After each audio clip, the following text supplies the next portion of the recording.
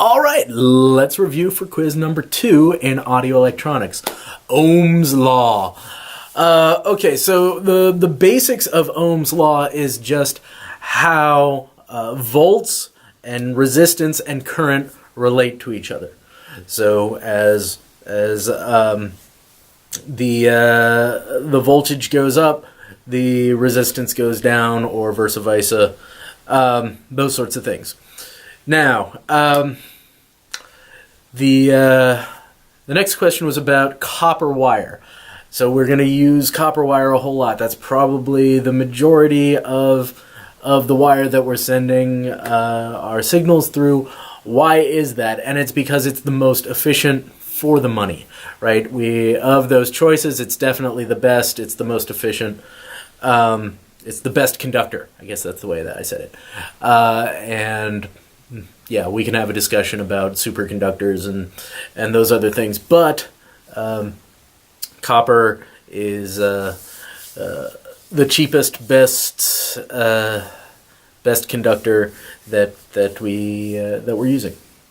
Okay, so this next question is, I believe, the only time that we're gonna actually try to crunch a few numbers, and it's just in trying to put some numbers into this equation, this Ohm's law, right? We're going to get into in another couple of questions about how you can rearrange the variables in any form, and it's all still just Ohm's law. But the numbers that I threw at you this time were 6 volts and 12 ohms. So you got a 6-volt battery, and you've got 12 ohms of resistance. What's the current going to be? So you're going to take 6, divide that by 12, you get 1/2 or 0.5 amps. The more common way I see that number in doing things is 500 milliamps, right? So 500, 1,007 amp. Okay, good. Let's move on. And then I wanted to make sure this thing that we've talked about in other classes, that's clear in your brains about inversely proportional. If you understand this, which I think we all do, but it's sort of a seesaw relationship with numbers. That's how I think of it, right? So as one number goes up, the other number goes down. That's inversely proportional. We're going to see that in a pan knob, right?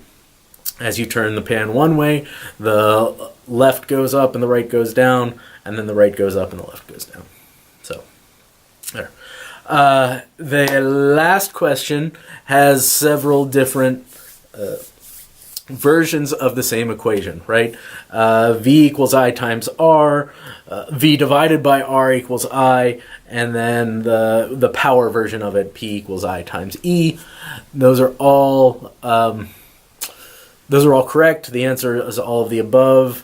If we drew the circles with little pie charts, I hope that makes it easier for you to remember. Okay, thank you very much, and enjoy the cobbler.